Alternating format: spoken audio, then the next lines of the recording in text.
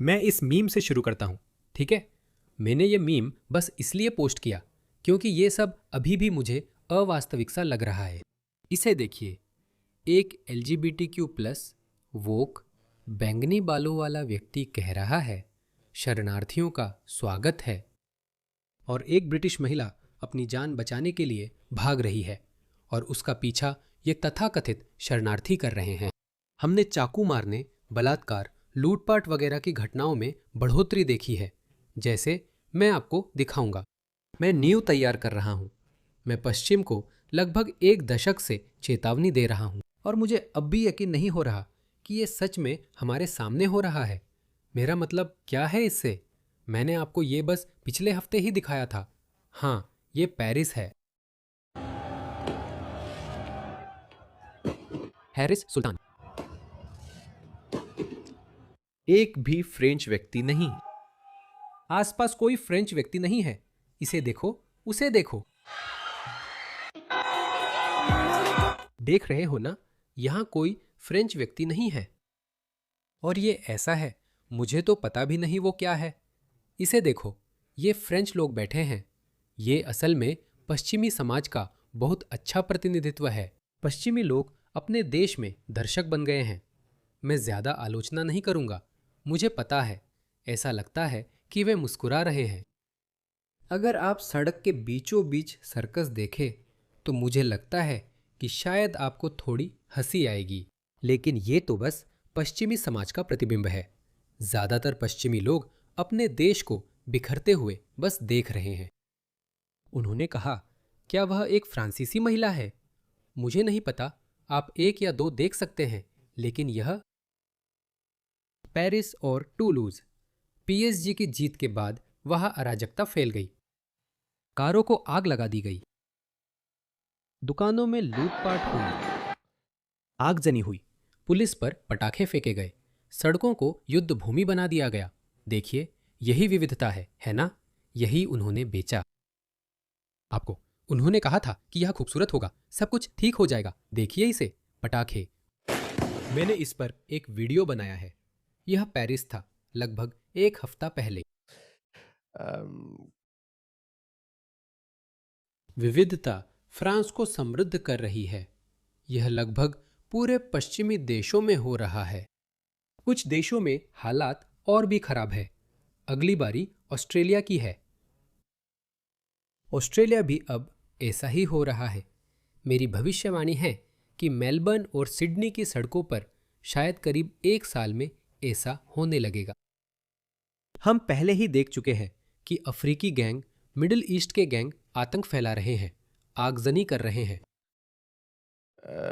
शराब की दुकानों, नाइट क्लब्स, स्ट्रिप क्लब्स में वे ये सब पहले से ही कर रहे हैं।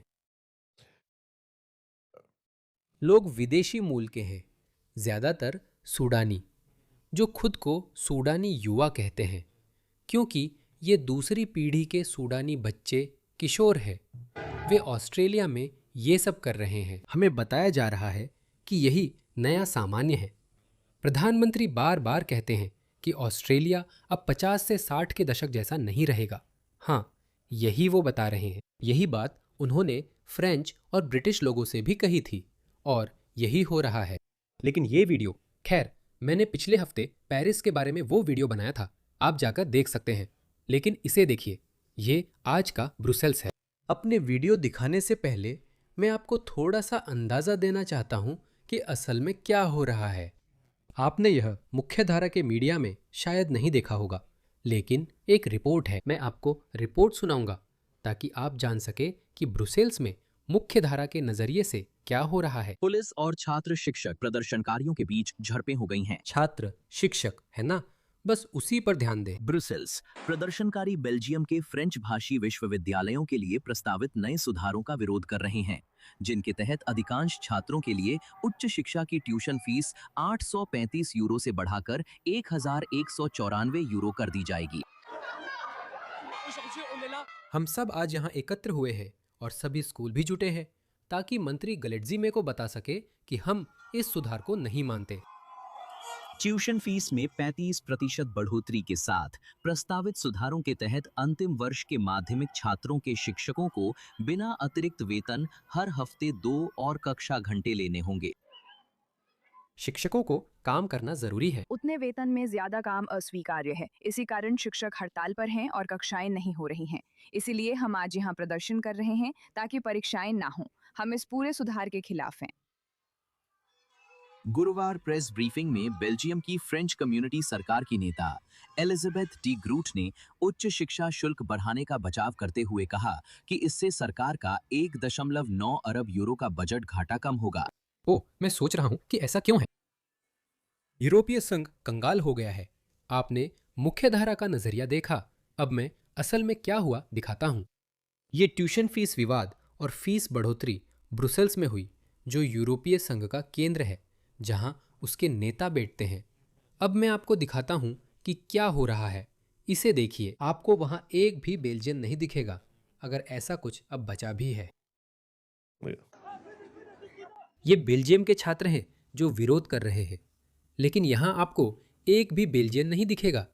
इसे देखिए।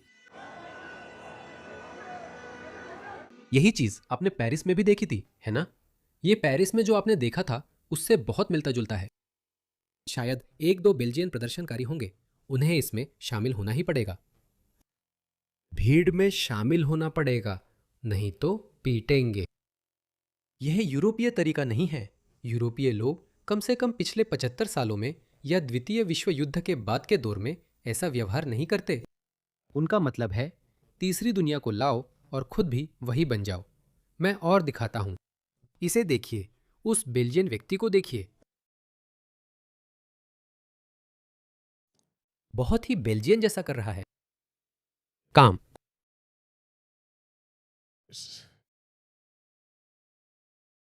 आपको कोई भी बेल्जियन नहीं दिखेगा। ये बहुत डिस्टोपियन है दोस्तों। ये सब हमारी आंखों के सामने हो रहा है। इस वक्त कौन कह सकता है कि ठीक है, हमने गड़बड़ कर दी, हमने बहुत बड़ी गलती कर दी? कौन कौन इसे मानेगा और कौन इसे नकार सकता है कि कुछ तो सच में बहुत गलत हो गया है?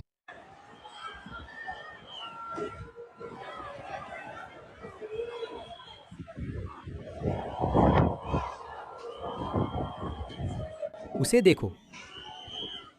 क्या यूरोपियन ऐसे ही बर्ताव करते हैं? क्या पेरिस वाले ऐसे ही करते हैं? मैंने तुम्हें पेरिस में हुआ सब दिखाया था।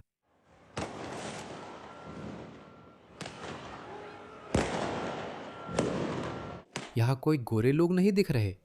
मुझे हाल ही पता चला कि बेल्जियम बनावटी देश है। वो देखो। ये क्या है? ये पटाखे क्या है? वे पटाखों को हथियार की तरह इस्तेमाल कर रहे हैं। बेल्जियम कुछ 100 साल पहले ही बना था, या ऐसा ही कुछ। और ये जर्मन और फ्रेंच लोगों से मिलकर बना है, या कुछ ऐसा ही। तो बेल्जियम खुद ये एक सामाजिक संरचना है।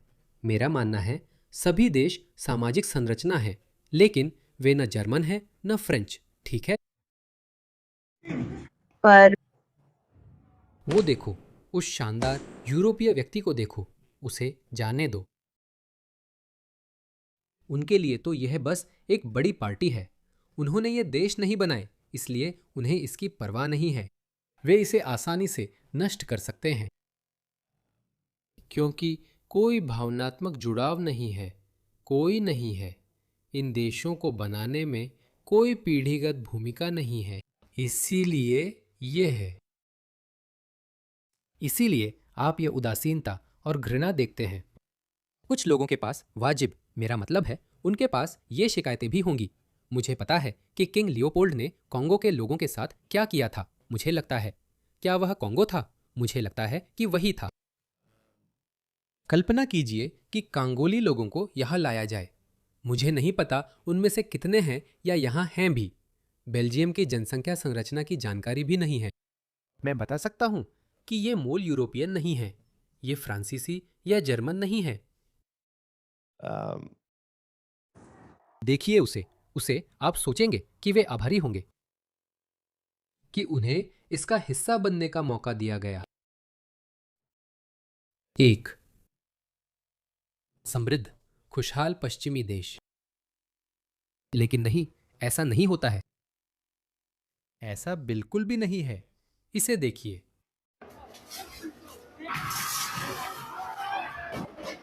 उसे देखिए, ये लोग क्या कर रहे हैं? ये क्या हासिल करने की कोशिश कर रहे हैं? ये बहुत तीसरी दुनिया जैसा है। उसे देखिए। फिर से आप ऐसा नहीं देखेंगे। यहाँ कोई फ्रेंच नहीं है, यहाँ कोई बेल्जियन लोग नहीं है, यहाँ कोई फ्रेंच या जर्मन नहीं है। इसे देखिए।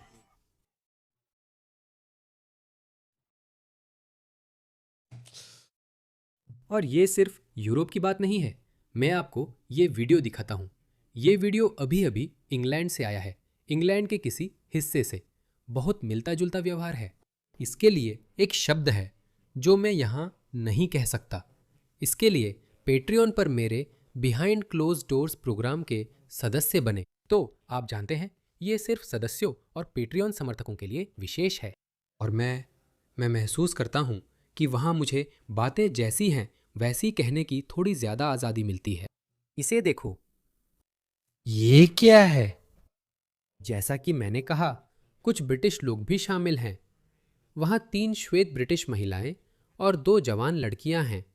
कुल मिलाकर 5 लोग। बस इतना ही। और शायद वहाँ 6 है। बस इतना ही। असल में नहीं, ऐसा नहीं था। वह एक काली लड़की है। इसे देखो। इसे देखो। ये कैसा व्यवहार है? ये कैसा व्यवहार है?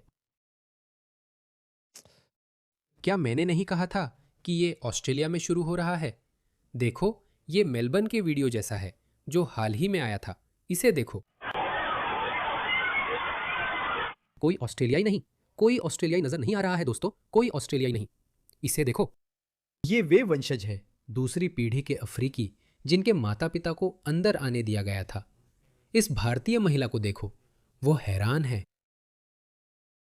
वे शरणार्थी के रूप में आए थे। उनके माता पिता शरणार्थी के रूप में आए थे। ऑस्ट्रेलिया ने उन्हें अपनाया था, सोचते हुए कि वे बस बन जाएंगे किसी भी अन्य ऑस्ट्रेलियाई की तरह। ये 2 अप्रैल 2026 को हुआ था, जैसा कि आप ऊपर देख सकते हैं। हमें सिर्फ इसलिए अपराध बोध, गुमराह और शर्मिंदा किया जा रहा है क्योंकि हम कहते हैं कि अब हम यह नहीं चाहते। आप जानते हैं, अब ये काम नहीं करता। देखिए, ये हमारे ऑस्ट्रेलिया के प्रधानमंत्री हैं। मुझे ये वीडियो बार बार चलाना पड़ता है। माफ़ कीजिए, इस जोकर को देखिए। मैं हमारे गृह मामलों के मंत्री से शुरू करूंगा। यह मेरा पसंदीदा वीडियो है। असल में यह मेरा सबसे नापसंद वीडियो है, लेकिन यह ज़रूरी है कि मैं आपको यह दिखाता रहूं। ये है वैश्विक वामपंथ का चेहरा। यही है। आव्रजन की अवधारणा ये है कि जब लोग ऑस्ट्रेलिया आते हैं तो वे ऑस्ट्रेलिया का हिस्सा बनना चाहते हैं। लोग यही चाहते हैं। और मैंने कभी एसिमिलेशन शब्द को स्वीकार नहीं किया। मैं नहीं चाहता लोग अपनी पहचान खोएं। शब्द है इंटीग्रेशन। वह नहीं चाहते कि वे अपनी पहचान खो दें। यही है ये, यही इनकी पहचान है। वह नहीं चाहते कि वे बदले, वह नहीं चाहते कि वे सभ्य बने। माफ़ कीजिए, मुझे ये शब्द इस्तेमाल करना पड़ रहा है और कोई तरीका नहीं है। जब लोग दंगा करते हैं, जब लोग ऐसा व्यवहार करते हैं जिसे सामान्य नहीं माना जाता। मैंने ज़्यादातर जीवन ऑस्ट्रेलिया में बिताया। ये सामान्य नहीं है। हाँ, वो ब्लैक फ्राइडे सेल्स या कुछ और, वो ऐसे नहीं होते। इसमें कुछ बहुत बड़ा फ़र्क है। अंदर जाने की कोशिश कर रहे हैं। ब्लैक फ्राइडे सेल कुछ साल ही चला, क्रेज बन गया था, पर ये वैसा नहीं है। इंटीग्रेशन वही शब्द है जिसका इस्तेमाल किया जा रहा है। ऑस्ट्रेलिया में लोग उसका हिस्सा बनना चाहते हैं, लेकिन मैं एसिमिलेशन शब्द स्वीकार नहीं करता। नहीं चाहता हूं कि लोग अपनी पहचान खोएं। इंटीग्रेशन शब्द बहुत लंबे समय से बहुसांस्कृतिक संवाद का हिस्सा रहा है। हम लोगों को वैसे ही चाहते हैं जैसे वे हैं, बस यही बात है। मैंने कभी मेल्टिंग पॉट की उस सोच को नहीं अपनाया जिसमें पहचान मिट जाती है। तो यह वही दुनिया है जो उनके जैसे राजनेताओं ने बनाई है, जहां आने वाले प्रवासियों पर आत्मसात होने का कोई दबाव नहीं है।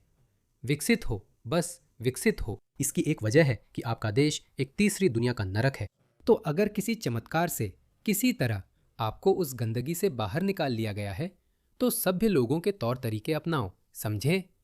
नहीं, इसके बजाय ये लोग क्या कहते हैं? ये हैं हमारे प्रधानमंत्री, इन्हें सुनिए। मैं सोचता हूँ ऑस्ट्रेलियाई और प्रवासी में क्या अंतर है। यही फर्क है, मैं बताना चाहता हूँ। यही है, यही फर्क है। ऑसीज ऐसे बर्ताव नहीं करते। तेज जाओ और किसी शॉपिंग सेंटर में जाओ, ऐसा नहीं देखोगे। ये ब्लैक फ्राइडे या कुछ खास भी नहीं है, कुछ भी खास नहीं है। ये बस लोग वही कर रहे हैं जो वो करते हैं। संस्कृति वो सॉफ्टवेयर है जिस पर लोग चलते हैं। मेरा मतलब है लोग उसी पर चलते हैं। संस्कृति उनका सॉफ्टवेयर और ऑपरेटिंग सिस्टम है। लोग अपने सांस्कृतिक मूल्यों और मानदंडों के अनुसार व्यवहार करते हैं, भले ही इनमें से अधिकतर बच्चे ऑस्ट्रेलिया में ही पैदा हुए हों। ब्रुसेल्स और पेरिस में जिन लोगों को मैंने दिखाया, उन्होंने अपने माता पिता द्वारा दिए सांस्कृतिक मूल्य जो तीसरी दुनिया की संस्कृतियों से आए थे, बनाए रखे। यही बात कही गई है। क्योंकि मैंने इससे पहले कभी हमारे जैसे देश में इस्तेमाल होते नहीं देखा। इस औरत को देखो, ये सहमति में सिर हिला रही है। जब सब बेकाबू होता है, जैसा मैंने दिखाया, ऐसी और भी कई वीडियो हैं। कुछ चला भी नहीं सकता। लोग सेंट्रल लंदन में एक दूसरे को चाकू मार रहे हैं। ये मूल ब्रिटिश नहीं है। इनके साथ ऐसा कभी नहीं होता। वो 2028 में कार्यकाल पूरा करेगा और फिर हम उसके बारे में नहीं सुनेंगे या देखेंगे। लेकिन उसने ऑस्ट्रेलिया में करीब 3 मिलियन प्रवासियों को बसाया, जिससे ऑस्ट्रेलियाई समाज पर अपूरणीय असर पड़ेगा। गृह मंत्री कह रहे हैं कि उन्हें घुलने मिलने की जरूरत नहीं, अपनी पहचान बनाए रखे। इसका असर क्या होता है आप जानते हैं?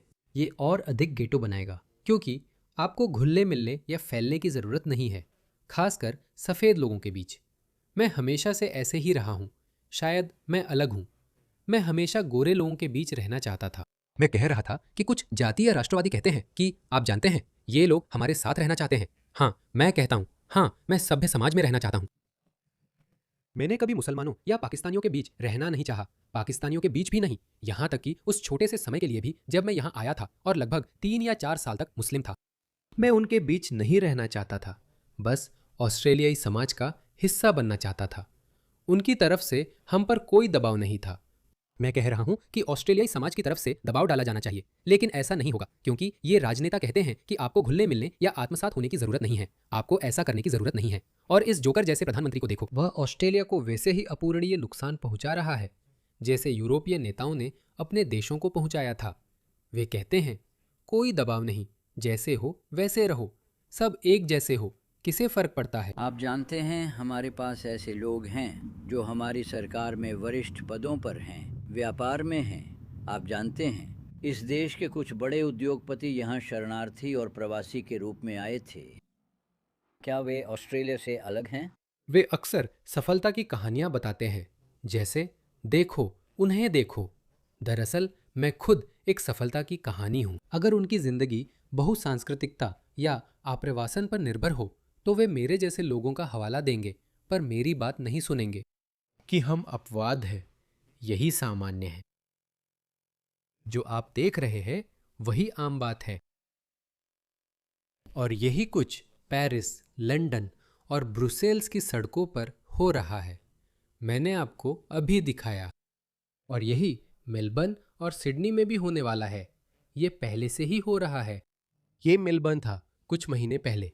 फिर से मैं इस वीडियो को इसी मीम के साथ खत्म करता हूं। कई सालों तक पश्चिम को चेतावनी देने के बावजूद कि यह होने वाला है, यह हो रहा है, ये लोग अपूरणीय नुकसान पहुंचा रहे हैं और किसी वजह से हमारी राजनीतिक व्यवस्था इसे रोकने में सक्षम नहीं है। मुझे लगता है कि ये एक तनाव परीक्षण है। यह हमारे लोकतंत्रों की एक तनाव परीक्षा है। अगर हमारी लोकतांत्रिक व्यवस्था कायम रहती है और कुछ करती है और इस नुकसान को पलट देती है तो ठीक है। लोकतंत्र काम करते हैं। हमारी लोकतांत्रिक व्यवस्था शानदार तरीके से पास होगी।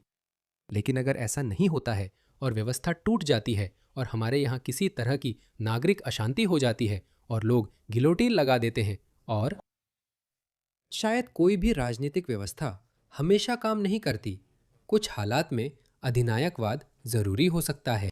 कभी कभी आपको लोकतंत्र की जरूरत होती है, लेकिन लोकतंत्र आखिरकार अराजकता पैदा कर देता है और फिर उसे रीसेट करने की जरूरत होती है और फिर आप पूरी प्रक्रिया को फिर से शुरू करते हैं। मुझे नहीं पता, मेरे पास उन सवालों के जवाब नहीं हैं, लेकिन हाँ, ये अगले हफ्ते फिर से होने वाला है। ये किसी और यूरोपीय शहर में होगा। ये और तेजी पकड़ेगा।